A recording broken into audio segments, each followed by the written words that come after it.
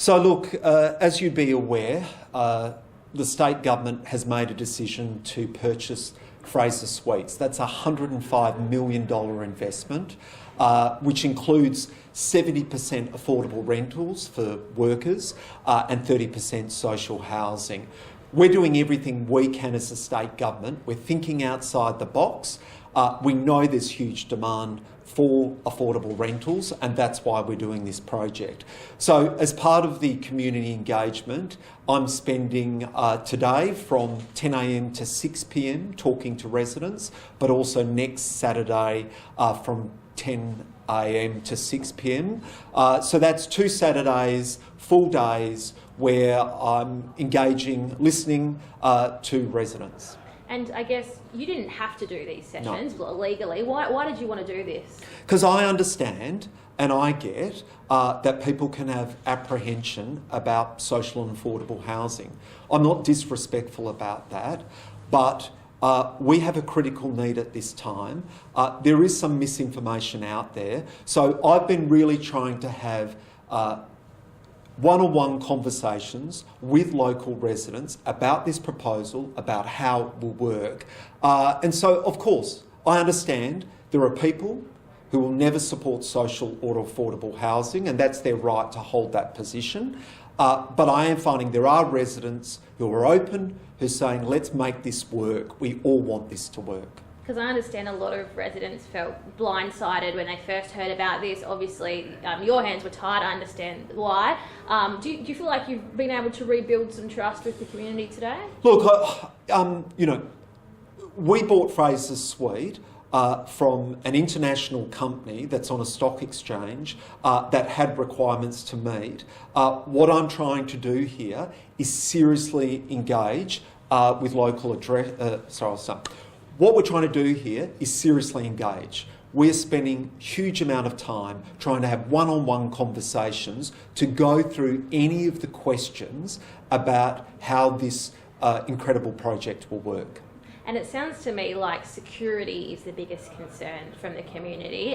Tell me about what will be done to help protect residents there. So I need to be very clear that this model has a community housing provider. So it is different from other projects that are run by the department. There is a community housing provider providing tenant support and managing the complex, including antisocial behaviour.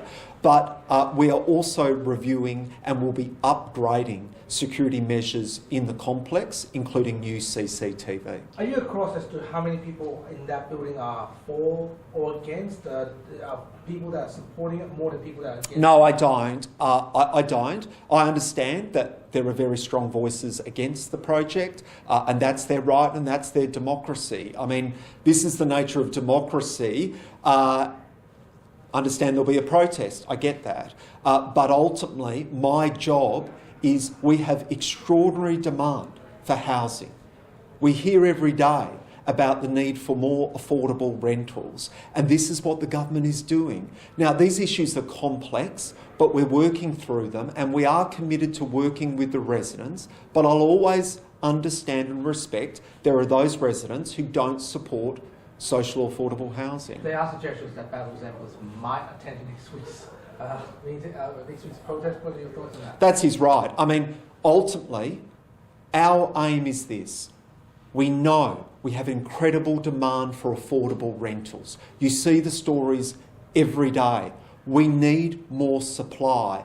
And I believe in a city for all people, a city that has young and old, families, those in retirement, but also for young workers who need their first affordable rental in the city. You said you've been speaking to them one-on-one throughout the whole day, and just based on your experience, has it been mostly positive, mostly apprehensive? Like, how has it been? I think it's mixed. I mean, it's fair to say there are people who are very clearly against the project, and that's their right to hold that position. But what I've found is that through the conversations, residents are understanding what we're seeking to do, and that there is a community housing provider that is managing the project. So I think there is a preparedness from residents. We want to work with residents as best we can. we all agree that we want this project to succeed. Well, that I think the majority of residents do. Do you think that resistance is coming from a place of miscommunication, the unknown, maybe fear? Look, there could be all different reasons. I'm not going to second guess that. I suppose it is us. I mean, we're having full... I'm the Minister for Housing and also the local member, but I'm sitting here from 10 a.m. to 6 p.m. in small groups of about 8 residents having conversations. It's sincere, it's genuine, and we are trying to address people's concerns and questions. Why didn't you have these sessions before you buy the tower? Because I need to be very clear. Fraser's put this onto the market. It was a commercial and confidence process. They had their obligations under the stock exchange, and so at the first instant, it settled at 9:30 a.m. We announced it at 10:30 a.m. So it's technically there's an opportunity. It's now or never. Well, I don't operate like that way. What I'm saying is, we want to work with residents in the building. We want this to be success for them. We're trying to work through and address their concerns. I accept there is always going to be a group of residents that do not support this kind of project, and that's their right. I get it. My job as the Minister for Housing is to ensure that we boost supply, boost affordable rentals, and that's what this project really is about.